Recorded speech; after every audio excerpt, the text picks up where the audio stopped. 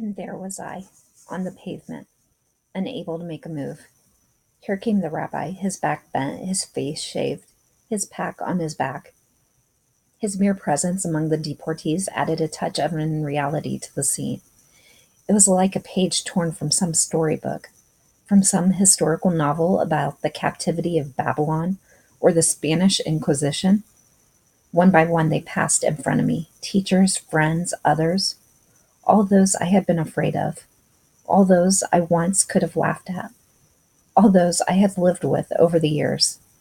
They went by fallen, dragging their packs, dragging their lives, deserting their homes, the years of their childhood, cringing like beaten dogs. They passed without a glance in my direction. They must have envied me. The procession disappeared round the corner of the street. A few paces farther on, and they would pass beyond the ghetto walls. The street was like a marketplace that had suddenly been abandoned. Everything could be found there: suitcases, portfolios, briefcases, knives, plates, banknotes, papers, faded portraits, all those things that people had thought of taking with them, and which in the end they had left behind. They had lost all value. Everywhere, rooms lay open, doors and windows gaped onto the emptiness. Everything was free for anyone, belonging to nobody. It was simply a matter of helping oneself. An open tomb, a hot summer sun. We had spent the day fasting, but we were not very hungry. We were exhausted. My father had accompanied the deportees as far as the entrance of the ghetto. They, first, had to go through the big synagogue, where they were minutely searched to see that they were not taking away any gold, silver, or other objects of value. There were outbreaks of hysteria and blows with the truncheons. "When is our turn coming?" I asked my father. "The day after tomorrow. At least. At least unless things turn out differently. A miracle, perhaps." Where were the people being taken to? Didn't anyone know yet? No. The secret was well kept. Night had fallen. That evening we went to bed early. My father said, "Sleep well, children. It's not until the day after tomorrow, Tuesday."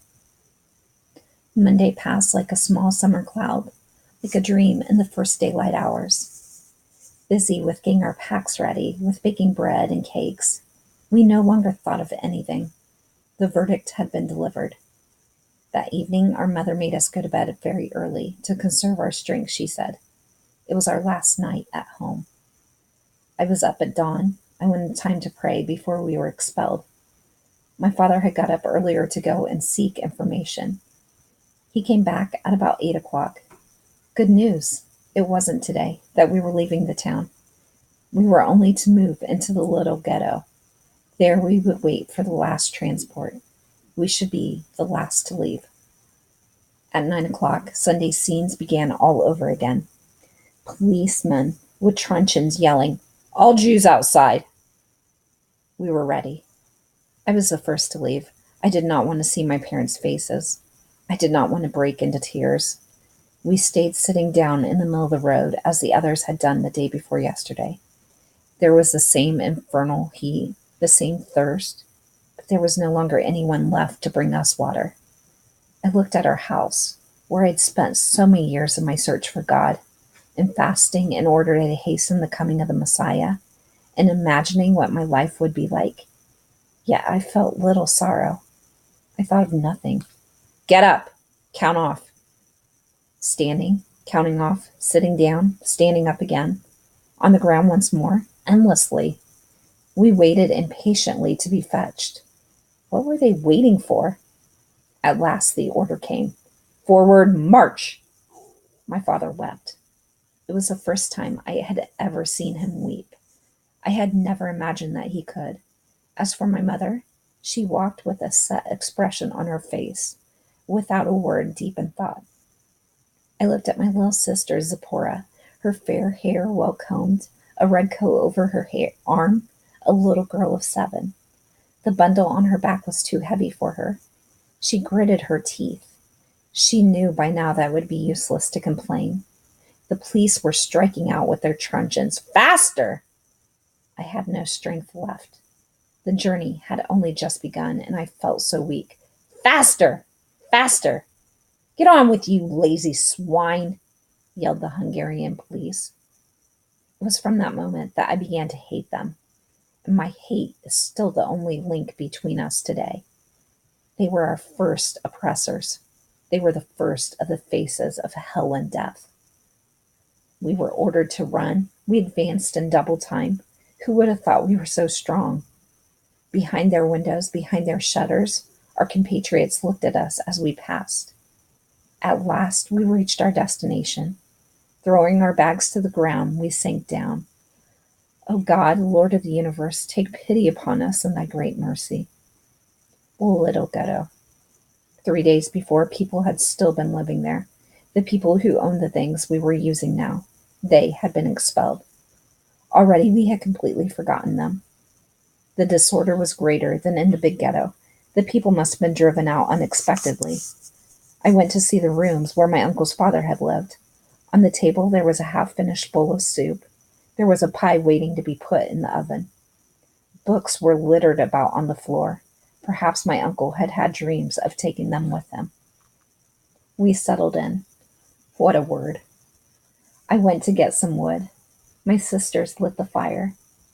Despite her own weariness, my mother began to prepare a meal. We must keep going. We must keep going, she kept on repeating. The people's morale was not too bad. We were beginning to get used to the situation. In the street, they even went so far as to have optimistic conversations. The Boche would not have time to expel us, they were saying. As far as those who had already been deported were concerned, it was too bad. No more could be done. But they would probably allow us to live out our wretched little lives here until the end of the war. The ghetto was not guarded. Everyone could come and go as they pleased. Our old servant Martha came to see us. Weeping bitterly, she begged us to come to her village where she could give us a safe refuge. My father did not want to hear of it. You can go if you want to, he said to me and to my older sisters. I shall stay here with your mother and the child. Naturally, we refused to be separated. Night. No one prayed, so that the night would pass quickly. The stars were only sparks of the fire which devoured us. Should that fire die out, one day there would be nothing left in the sky but dead stars, dead eyes. There was nothing else to do but to get into bed, into the beds of the absent ones, to rest, to gather one's strength. At dawn, there was nothing left of this melancholy. We felt as though we were on holiday. People were saying, who knows? Perhaps we are being deported for our own good. The front isn't very far off. We shall soon be able to hear the guns, and then the civilian population would be evacuated anyway. Perhaps they were afraid we might help the guerrillas. If you ask me, the whole business of deportation is just a farce. Oh yes, don't laugh. The Boches just want to steal our jewelry. They know we've buried everything, and that they'll have to hunt for it. It's easier when the owners are on holiday. On holiday. These optimistic speeches, which no one believed, helped to pass the time. The few days we lived here went by pleasantly enough in peace. People were bitter disposed toward one another. There were no longer any questions of wealth, of social distinction and importance, only people all condemned to the same fate, still unknown. Saturday, the day of rest, was chosen for our expulsion. The night before, we had the traditional Friday evening meal. We said the customary grace for the bread and wine and swallowed our food without a word. We felt, gathered for the last time round the family table. I spent the night turning over thoughts and memories in my mind, unable to find sleep. At dawn, we were in the street, ready to leave. This time, there were no Hungarian police. An agreement had been made with the Jewish Council that they should organize it all themselves. Our convoy went toward the main synagogue. The town seemed deserted, yet our friends of yesterday were probably waiting behind their shutters for the moment when they could pillage our houses.